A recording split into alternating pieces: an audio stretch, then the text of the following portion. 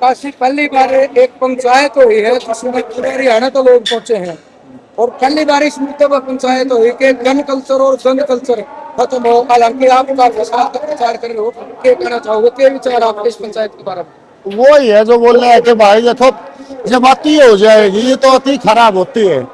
अब क्या था, पहले ये था पुराने समय में तो राजा महाराजा मुजरा देखते थे, पहले भी होता था पर कम मर्यादा होती थी। फिर ये क्या हो गया, ये हम आ गया हमारे चौक में, चौक से आ गया हमारी गौशाला में, गौशाला से आ गया हमारे मंदिर में, और आज ये आग जलती जलती आ गई हमारी दहलीज में, हमारी डेली में।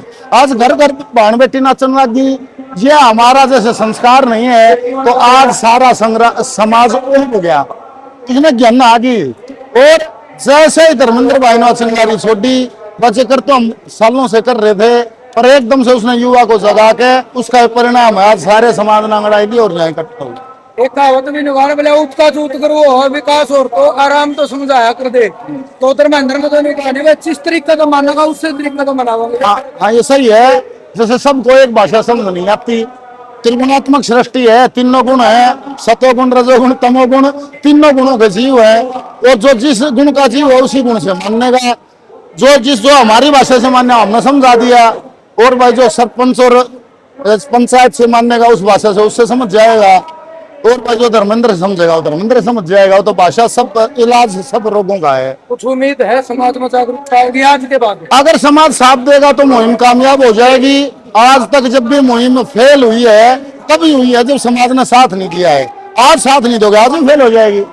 आज जो पंचायत में फैसला होगा और उसको सही ईमानदारी से अगर लागू कर दिया और लोगों ने समाज में ईमानदारी से काम कर दिया, ईमानदारी से अगर सारी टीम ने साथ दे दिया तो धर्मेंद्र ही पहल कामयाब हो जाएंगे। आज काफी कलाकारों ने समर्थन कराया कि हम आज के बाद गलत गाने नहीं करेंगे, तो समाज तक किस तरीके की मतलब साथ चाहिए उन कलाकारों ने अच्छाई करने अच्छे गाने करने अच्छे गाने करने खातर समाज ने किस तरीके का साथ देना पड़ेगा उन कलाकारों का? मैं ये कहता हूँ जैसे सोच बदलनी पड़ेगी।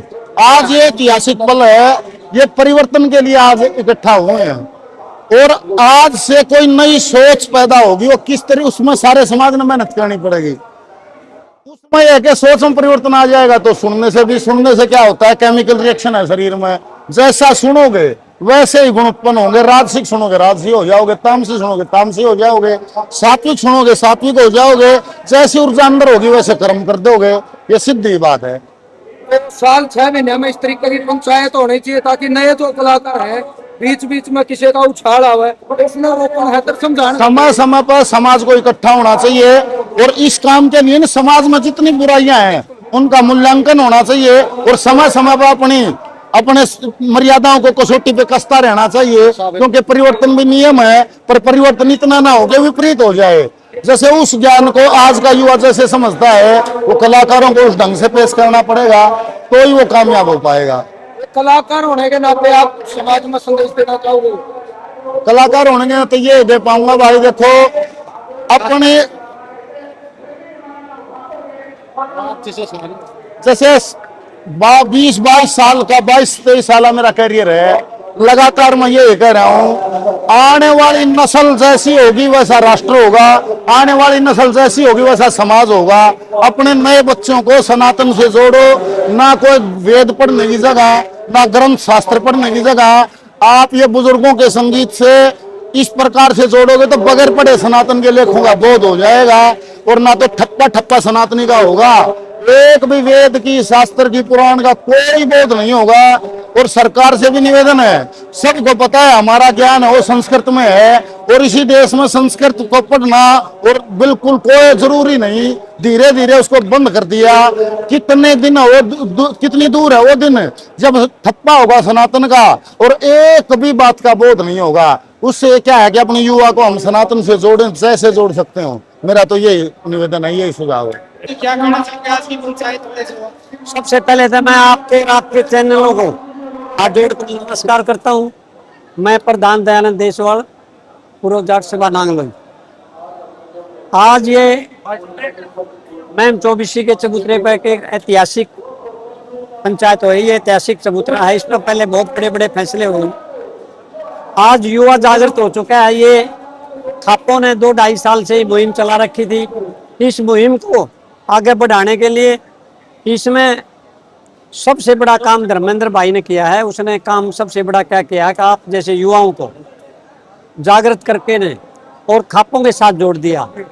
जब तक युवा हमारे जैसे बुजुर्गों का साथ नहीं देंगे तो इसके कामयाबी के लिए बहुत मुश्किल होगी। सबसे बड़ी बात, सबसे मैं बुराई ये मानता हूँ समाज की, जो आदमी इन गंदे कलाकारों को बुलाकर स्टेज पर नचाते हैं, गंदा डांस कराते हैं और उनको पैसे देते हैं, उनको डूब मरना चाहिए। ये हमारे गौशाला में, मंदिरों में इस तरह के बुलाकर प्रोग्राम कराते हैं। जब तक समाज नहीं सुधरेगा तो कलाकारों की इतनी गलती, जितनी कलाकार, इससे ज़्यादा गलती मैं समाज की मानता हूँ जो इनको बुलाकर गंदा नाच गाना करवाते हैं।